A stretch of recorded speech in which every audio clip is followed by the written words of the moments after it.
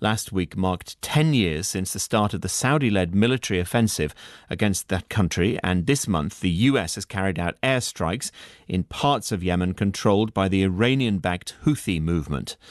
But we're going to hear now from one British Yemeni entrepreneur who is determined that Yemen's coffee farmers can still find a global market for what is an internationally renowned product. In 2016, Fares Sheibani quit his job in the energy sector to launch Kima, a business to export coffee produced by farmers in the Taiz region of northern Yemen. His organisation now sells that coffee to 35 countries worldwide. Our reporter Charlene Rodrigues went to meet Fares Sheibani at a cafe he runs in central London. I'm in the heart of Fitzrovia in London at Kima Coffee Shop. Regardless of what time you arrive, the place is heaving with coffee lovers, the curious, and new customers. The aromas of freshly brewed coffee are inviting, infused with cardamom and cinnamon spices. Among the signature drinks on the menu are Kisher Latte and Saint Ali Mocha, names influenced by Yemen's ancient brewing techniques and places. For its founder, the vision was simple: empower the Yemeni farmers whose country has been devastated by war for nearly a decade. With me is Fares Sheibani. My aim growing up was to do something for Yemen. This is a long-standing ambition prior to my time in coffee. I've been in coffee for 8 years now. And growing up, I would go back to Yemen every year, and I could see the disparity, the difference in living standards and wealth between the UK, the life I was living in the UK, and the life I was living in Yemen. And so that kind of inculcated within me this drive to, I would like to do something for my country of origin, Yemen. That's been, since I was a teenager, that's been there. And then the war broke out in 2015. And so that's it. That killed, the war kind of killed any chance, any prospect of doing something to do with energy in Yemen. At least I handed in my resignation from what was a fantastic career. Like I said, well, what else can I do? I went to Yemen. In the midst of a war? In the midst, yeah. This is 2016, right? And I said, okay, I need to find something that I can do. It had to have scalable impact, something that can improve lives kind of in hundreds of thousands. And then I started reading about Yemen's history, and I stumbled upon coffee. This glaring, obvious, beautiful story in Yemen's history of this product that used to be exported from the port of Mocha. Yemen was the sole provider of coffee to the world for over 100 years. It was where the entire world's coffee supply came from for a large part of coffee's history, and coffee is only 500 years old. And then when I look at where Yemen is today in the world of coffee, it's nowhere. And Yemen had 100% of the pie, and today it has less than 0.1%. It made it an interesting problem to solve when I knew that Yemeni farmers were still growing coffee. In the rural community, farmers have been growing for 600 years, and you don't see that anywhere else in the world. We now operate in Colombia, in Ecuador, and other countries. They've just passed it on. You're disconnecting them from the shame that's connected to war, and you're connecting them to the pride that's connected to this crop. Tell me a bit about Kima's story. Qimma, which is where the word comes from, means summit in Arabic, means the peak of the mountain. And we chose that name because it symbolizes, number one, where coffee is grown. Coffee is grown in the higher altitudes, and the higher the altitude normally, the better the quality. And then also we wanted to be at the top of our game, hence peak. And also I knew it was going to be an uphill struggle. I knew that this was not going to be easy. What are some of the challenges you faced? You have your normal entrepreneurial challenges. How do I start a business with a little cash? I was new in coffee, right? I knew nothing in coffee when I started it. So all those entrepreneurial challenges, and then you have a wall that you're trying to navigate. Did you face any threats to your personal security?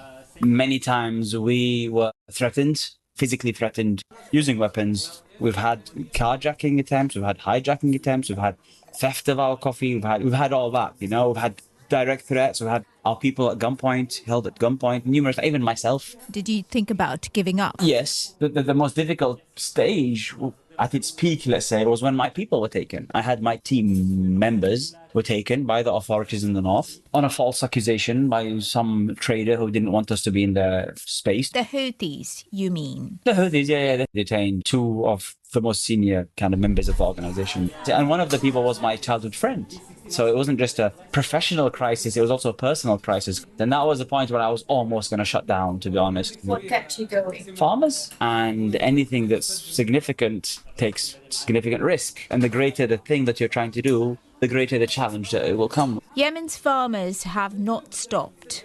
They continue to show remarkable resilience despite the tough economic challenges, conflict, instability, and long drawn-out political crisis. Charlene Rodrigues with that report featuring Fares Sheibani, the founder of the Kima Foundation. We were going to discuss the genesis of the conflict in Yemen, but we're going to taste coffee instead, which is nice because Charlene is with us, the reporter, and you are a long-standing fan of this coffee, aren't you, Charlene? Yes, I was hooked the minute I tried it with my security guard at the university in Old Sanaa. And I'm very pleased to find it in London 10 years on. Would you like some? Hang on, you studied in Sanaa? Yeah, I was studying classical Arabic in Old Sanaa. Oh. Accompanied by quality coffee, obviously. Yes, from the security guard. Go ahead and pour us some if you can. Pour our guests some, because we haven't got enough time to water me as well. You are a fan from New York of this product, are you, Jasmine?